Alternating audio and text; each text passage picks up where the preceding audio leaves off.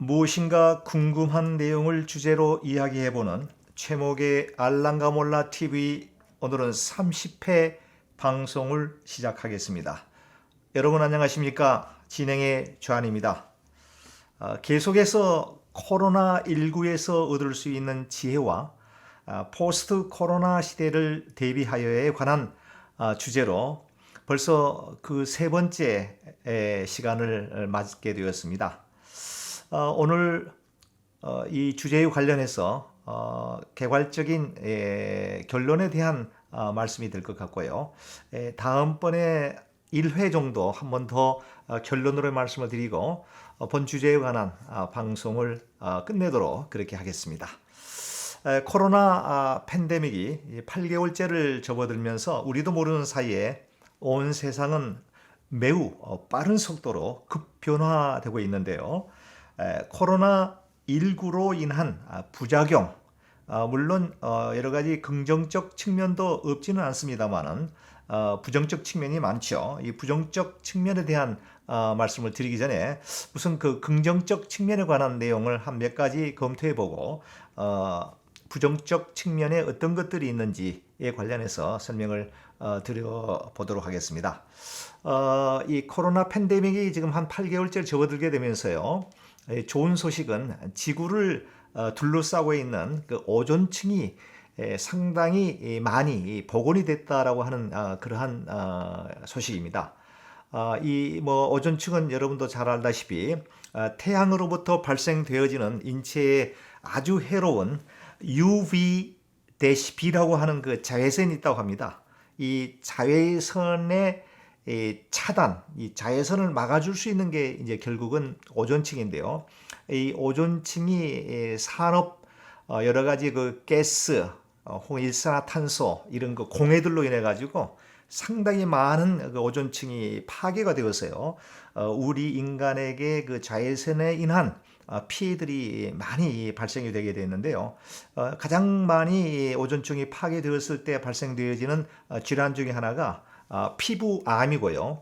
또 화상이라든가 혹은 설맹이라든가 혹은 백내장, 피부 노화와 같은 그런 질병들이 결국은 코로나19에 많은 그 산업 공장 이런 그 것들이 이제 그 중단하게 되면서 거기서 배출되어야 되는 산업 그 공해 물질들이 감소됨으로 인해 가지고 오존층이 복원이 되게 되고요. 오존층이 복원이 되면 우리 인체에 그 해로운 그런 그 자외선이 상당 부분 많이 차단이 되어서 우리 인간들에게는 상당히 도움이 되고 있다. 라고 하는 그런 그 소식이고요.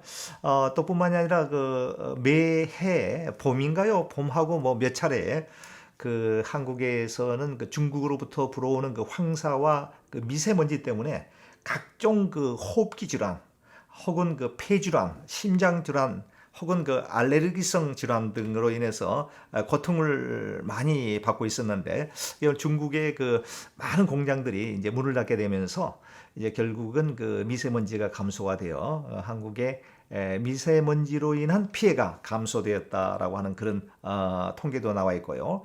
뿐만 아니라 많은 사람들이 그 외부의 외출을 이제 자제하게 되고 또 많은 회사들이 재택 근무를 하게 됨으로 인해서 그동안 아주 심각하게 발생이 되었던 그 교통 체증에 관해서 이런 것들이 많이 해소가 되었고 제가 가장 이 코로나 이 팬데믹 시기에 좋았던 건 도로를 이게 달리다 보면 예전에는 그 교통 그 체증, 그 트래픽 때문에 아주 그 도로에서 참 소중한 시간들을 많이 허비하게 되었는데요. 코로나19가 이제 시작이 되면서 많은 사람들이 외출을 삼가게 되고 재택 근무를 함으로 인해 가지고 도로가 매우 썰렁하게 되었고 과거에 큰 명절 때나 볼 수 있는 그런 현상들을 평상시에도 주중에도 볼 수가 있어서 그건 참 좋다라고 하는 생각을 해보게 되었는데요. 그리고 개인 소비가 감소되었다라고 하는 그런 통계가 있고요. 외부에서보다는 가정에서 보내는 시간이 많기 때문에 지나친 그 외식이라든가 불필요한 그 사치성 그런 그 어떤 그이뭐 의류라든가 혹은 그 메이크업 그 화장품이라든가 혹은 뭐 여행 경비가 줄어들게 되었다라고 하는 것이고요. 뿐만이 아니라 이제 그 외부보다는 가정에서 활동들을 많이 하다 보니까 가족 간에 그동안 소홀했던 그런 대화가 많이 이렇게 좋아졌다, 높아졌다라고 하는 그런 그 의견도 있고요. 뿐만 아니라 그 또 반대적인 그런 의견도 있는데, 부부가 이제 한 집에 예전에는 남편이 이제 직장에 나가고 저녁에 퇴근해서 집에 들어오면 별로 뭐 큰 그 마찰이 야기되지 않았는데, 이제 거의 잠자는 시간을 빼고 24시간은 같이 붙어 있다 보니까 아주 그 사소한 일에도 이 감정이 쌓이게 되고, 그로 인해서 이혼까지 가게 되는, 그래서 코로나 팬데믹 시기에 이혼율이 상승되었다라고 하는 그런 그 보도가 있었는데요. 뭐 이거는 제가 확인해 보지 않았기 때문에 자신 있게 말씀을 드릴 수가 없지만, 뭐 그런 얘기도 있습니다. 그리고 그 이제 코로나 팬데믹으로 인한 그 부정적 측면에 대한 그 말씀을 드릴 텐데요. 가장 중요한 원인은 사람과 사람 간의 직접적 대면이 불가능하게 되면서 생기는 자연스러운 현상이다, 이렇게 이해하시면 될 것 같고요. 첫째로는 가장 그 참 좋지 않은 것 중에 하나가 극단적인 개인주의가 심화되었다, 공동체 의식이 감소되었다라고 하는 것이죠. 인간은 사회적 동물로서 사람과 사람이 만나서 작은 어떤 공동체에서 큰 커뮤니티, 또 국가, 이렇게 이제 사회 이렇게 이룩하게 되었는데, 형성하게 되었는데, 이제 코로나 팬데믹이 그러한 것들을 이제 막게 되면서 결국은 극단적인 개인주의가 심화가 되었다. 공동체 의식이 많이 축소되게 되는 현상이 있다라고 하는 것이고요. 두 번째로는 그 타인에 대한 그 관심이 줄어들게 되었다. 물론 타인에 대한 지나친 관심은 또 불필요한 것이지만, 좋은 그 관심, 상대에 대해서 어려움이 있는지 없는지를 살펴본다든가, 또 그들을 도우려고 하는 그런 마음을 갖고 봉사 활동에 참여하게 된다든가 라고 하는 그러한 일들이 결국은 줄어들게 되었다라고 하는 점이고요. 세 번째로는 타인에 대한 지나친 경계심이 높아졌다라고 하는 것이죠. 저 사람이 혹시라도 코로나 바이러스에 감염되어 있지 않겠는가라고 하는 그런 불안한 심리죠.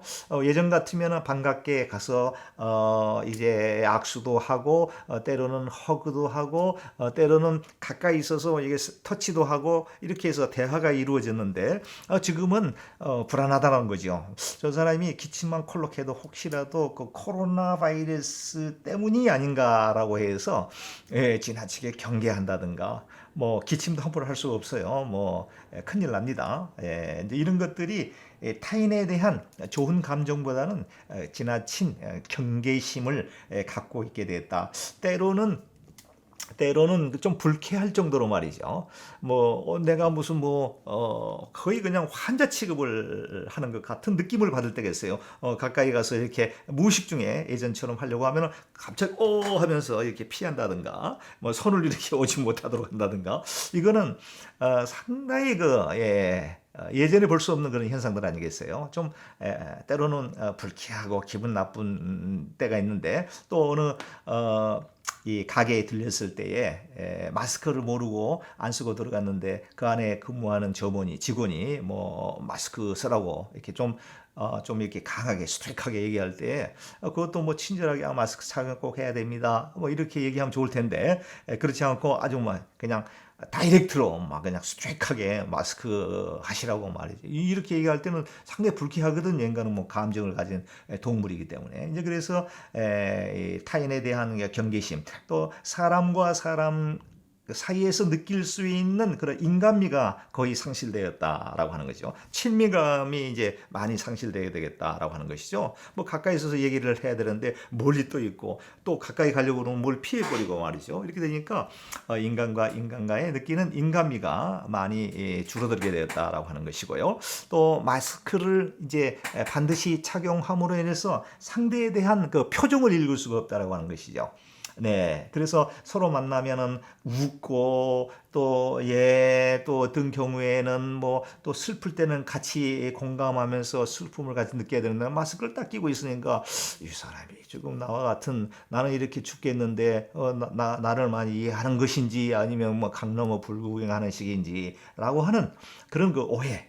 가 결국은 그 마스크를 착용함으로 인해서 나타나는 하나의 좋지 않은 현상이고요. 옛날 같으면 만나가지고 굉장히 분위기가 화기애애한 분위기일 텐데 지금은 매우 사무적이고 매우 어색하고요. 때로는 굉장히 그 부자연스러운 그런 그 만남 자체가 돼서 에이, 요 다음에는 만나지 말아야 되겠다라고 하는 생각이 들 정도로 그렇게 지금 상황이 그렇게 바뀌게 되고 있고요.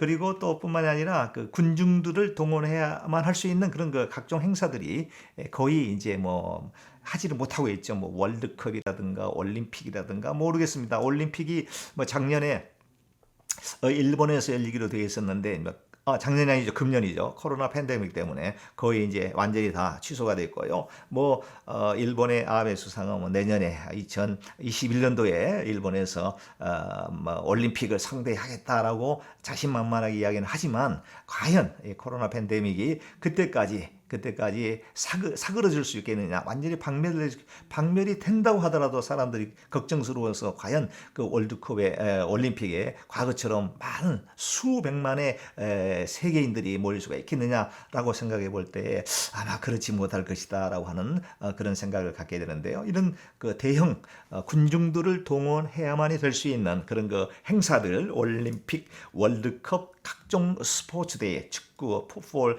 야구, 농구, 권투와 같은 이런 경기들이 결국은 이제 치를 수가 없게 된다라고 하는 것이요. 그냥 TV, RNG, ENG 카메라를 켜놓고 그냥 방송국에서 촬영하고 많은 이 관객들은 이제 결국은 TV 가정에서 TV를 보게 되고 과거에는 이제 그 구장에 몰려서 같이 이제 뭡니까 음료수를 먹어가면서 응원을 하고 또 같은 팀끼리 뭔가 한 골 넣었을 때 막 그냥 그걸 얼싸안고 끌어안고 막 그냥 환호하고 말이죠. 또 상대팀이 또 잘해갈 때는 막 야유도 뽑고 뭐 이런 것들이 그 사실은 인간이 살아가면서 인간에게서만이 느낄 수 있는 하나의 그런 아름다운 그런 모습들이었는데 결국은 그런 것들은 이제 앞으로는 기대하기가 어렵지 않겠느냐라고 하는 참 안타까운 생각이 들고요. 또 방송국에서 그 공개 방송, 노래자랑이라든가 혹은 뭐 쇼 프로라든가 뭐 그런 것들은 앞으로 이제 상당히 제한적으로만 열리게 된다. 많은 사람들이 동원하는 것은 이제 힘들게 된다라고 하는 그런 측면이고요. 이 외에도 뭐 제가 모르는 여러 가지 그 부정적 측면, 코로나 팬데믹으로 인한 여러 가지 부정적 측면들이 많이 있을 텐데요. 그런 것들 등등 이제 참 이런 것들이 이제 시간을 거듭해 가면서 우리 삶에 우리 문화에 하나의 고정돼 버리는 픽스드 돼 버리는 이런 것으로 자리 잡게 되지 않겠는가 해서 포스트 코로나 시대에는 사회가 어떻게 변화될 것인지 관련되어 있는 내용은 이제 다음번 시간에 말씀해 드리도록 하겠습니다. 오늘 제가 준비한 내용은 여기까지입니다. 여러분들 늘 말씀드리지만 건강에 늘 유의하시고요. 코로나19가 아무리 우리를 엄습해오고 우리의 마음을 심란하게 만든다고 할지라도 오늘 우리에게 허락된 귀한 시간을 정말 잘 활용해서 하루하루 기쁨의 순간들을 만들어가는 우리